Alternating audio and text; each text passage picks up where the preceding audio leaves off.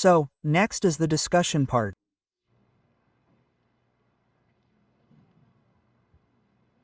Right? We don't have much time left, maybe only 5 minutes. We have to finish at 10 o'clock. I wonder if there are any teachers or colleagues in the audience who have any questions or opinions. Dr. Bao, please. Yes. Esteemed professors, I have a little discussion point and also a question for Professor Dang Tuan. Regarding the recommendation to use the post-bronchodilator FEV1, FVC ratio, I think it should be maintained instead of changing to using pre-bronchodilator first and then re-evaluating whether to do a post-bronchodilator test. Why? Firstly, in clinical practice, we observe that in COPD patients, whether they respond to bronchodilators or not, the indicator that responds more is FVC, not FEV1. Therefore, when the bronchodilator is administered, the denominator increases, while the numerator increases less. So, even if the pre-test FEV1, FVC is greater than 70, it's not certain that the post-test will be greater than 70. The post-test might be lower than 70 because the FVC increases more. I have encountered such cases in clinical practice. Secondly, in reality, when the technician performs the measurement, they measure, then administer the bronchodilator, wait about 15 minutes, and then measure again. They don't measure the pre-test, show it to the doctor, and then measure again. That would be very cumbersome. So, I would like to ask for your opinion on my point. Thank you, Professor. Thank you very much, Associate Professor Bao. Actually, that's a gold guideline, not a DXAT guideline. Regarding what Professor Zhan Antoine and Associate Professor Bao said, it is very reasonable and logical, and I myself also presented the situation that the FVC could increase in the second part of the report. Therefore, I would like to suggest to Associate Professor Bao to write a letter to Gold, a letter to the editors, and then we can broaden public opinion. If Associate Professor Bao wants, I will also give him Professor Ding's mobile phone number so that he can discuss directly with him, both about the pneumococcal vaccine and about Gold. Thank you.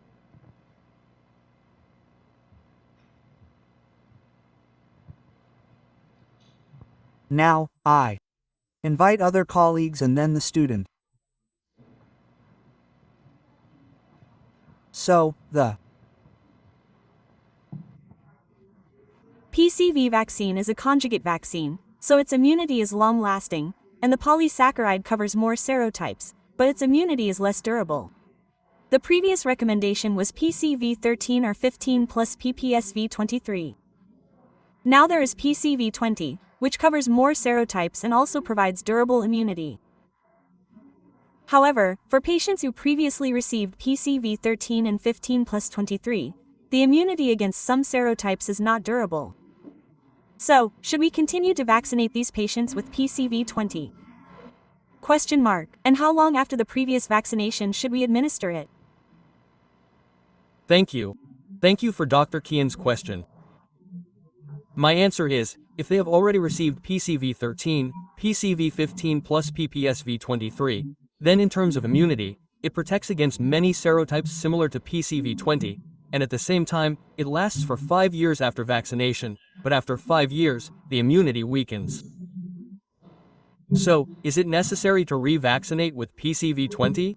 The answer is, if at that time there is PCV 21 or 23, then vaccinate with the later type. But if at that time we didn't have the 21, 23, 25, 26 vaccines yet, then the PCV 20 would be available after 5 years. But I believe it will definitely be available. Therefore, the answer seems to be that for those who already have PCV 13, 15 plus PPSV 23, in 5 years they probably won't need the PCV 20 vaccine. Or maybe 24, 25, 26. That's what I see. Let me conclude now. Yes. Perhaps it's time for you all to take a break, so Associate Professor Nock has entrusted me with the important task of concluding. So, I would like to conclude by saying that today we had 5 presentations, 3 on invasive fungal infections, and we know that these 2 presentations were very comprehensive, up-to-date, and excellent. After that, we know that prevention is better than cure. We also had an even more excellent presentation by Associate Professor Bao on 2020 vision, and 2 presentations from afar.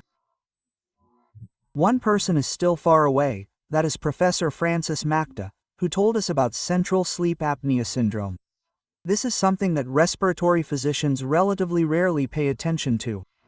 And finally, a presentation from someone who has returned from afar, about the GOLD guidelines. So today, I would like to thank all the presenters and all of you for taking the time and effort to participate in today's plenary session. Thank you all, and I wish you good health.